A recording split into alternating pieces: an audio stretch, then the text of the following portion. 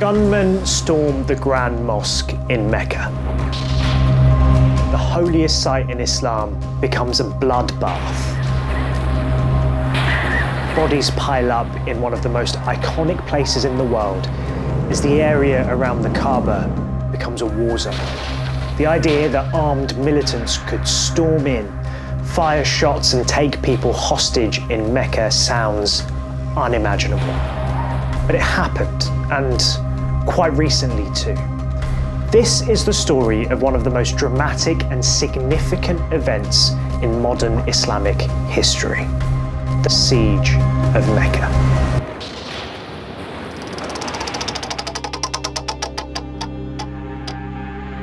It's November of 1979. There's roughly between 50,000 to 100,000 people praying around the Kaaba. There are coffins that have been placed in the courtyard in the mosque. It's a normal practice. It's a preparation for funeral prayers.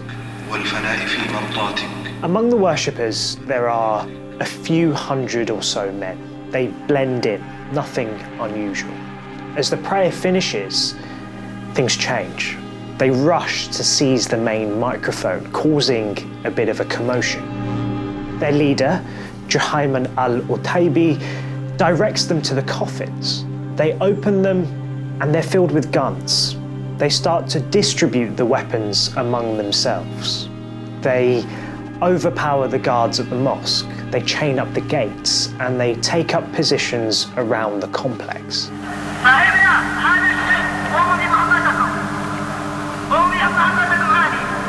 On the microphone, they announce the coming of the Mahdi, a prophesied figure in Islam who, it is believed, will appear at the end of times.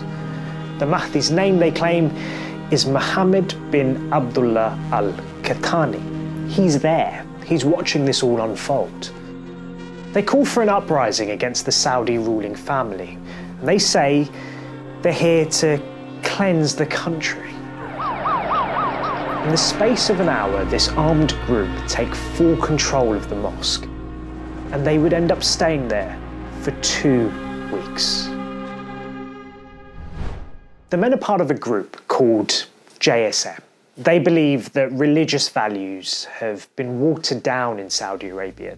Juhayman is one of their founders and the group's leader. He's a former soldier in the National Guard. The BBC have actually interviewed someone who knew him, who speaks about how charming he was. Nobody saw this man and didn't like him. He was strange. He had what is called charisma. He talks about a stricter form of Islam and becomes convinced that divine intervention is coming soon to help with that. While preaching across Saudi Arabia, he comes across al-Qahtani. Juhayman has read descriptions of the Mahdi in Islamic literature, and he's convinced that Qahtani fits them all. Qahtani isn't convinced himself. He doesn't think it's true, but after a while, he starts to believe Juhayman is right. They preach together. They slowly start to build a following, and they gather funds before eventually launching their attack. Now, you've got to remember, this is all happening before social media, before mobile phones, before 24-hour news. There's no constant or regular update, so it takes a while before the Saudi authorities even know anything has happened. The militants initially release most of the hostages at the very beginning, but they keep a few in a sanctuary in the mosque. At first, Saudi police and a couple of police cars, normal patrol cars, to check out what's going on, because they've heard about this disturbance. As they approach the mosque, they get shot. A lot.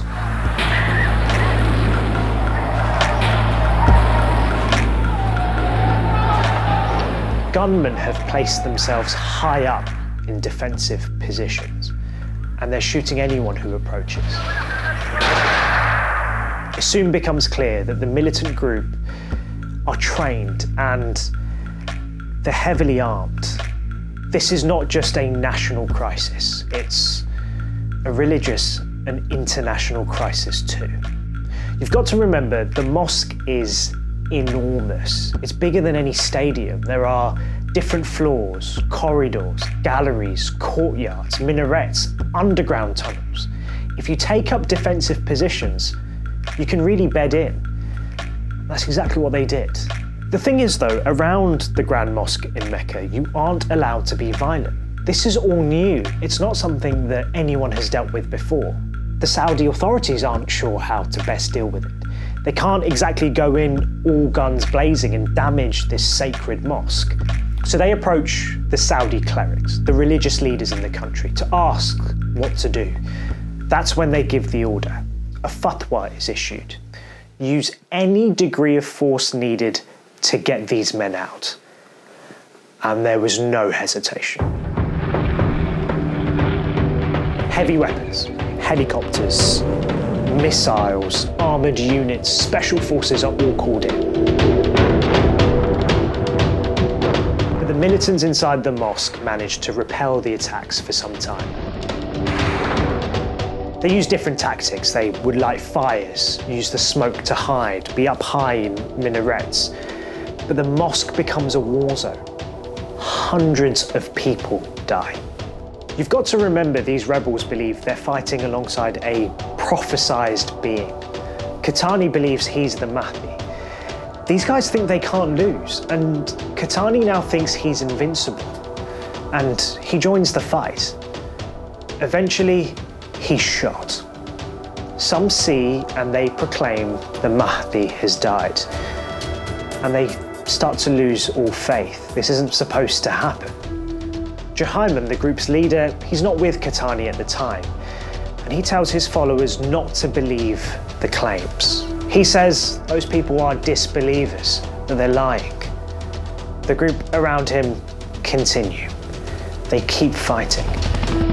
And after 6 days, the Saudi authorities eventually take control of the courtyard. But the fighting hasn't ended. The remaining fighters have now retreated into small underground tunnels and small rooms around the mosque. An anonymous witness spoke to the BBC and said the smells surrounded us from the dead or the injuries that had rotted. In the beginning, water was available, but later on they started to ration supplies. Then the dates ran out, so they started eating balls of raw dough. It was a terrifying atmosphere. It was like you were in a horror movie. Saudi Arabia needed international help, so they turned to France. The French president secretly sends 3 advisors from their counter-terror unit. It's a huge secret because they don't want to be seen as intervening in the holiest site of Islam. It's a faux pas. The West can't do that. But the French help the Saudis by helping them to come up with a plan.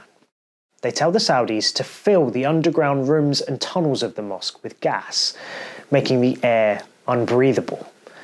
It would force the rebels to come up for air and then into the open, making them easier to pick off. And it worked. Juhayman and his men couldn't breathe. They were stuck underground, so they came upstairs. And soon they started to run out of ammunition and food.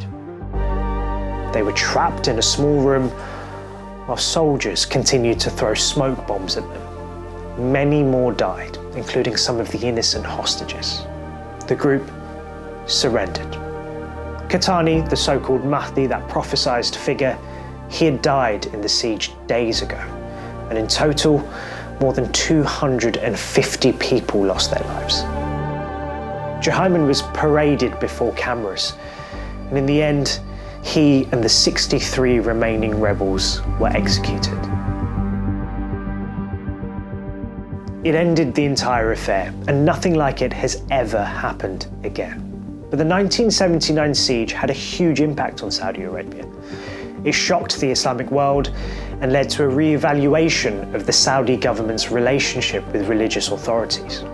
The Saudi leadership reaffirmed its commitment to conservative Islamic principles.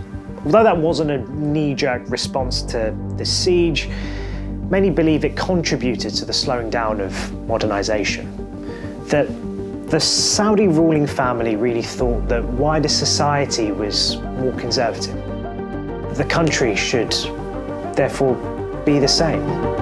Today, the Grand Mosque stands as a symbol of peace and unity for Muslims around the world.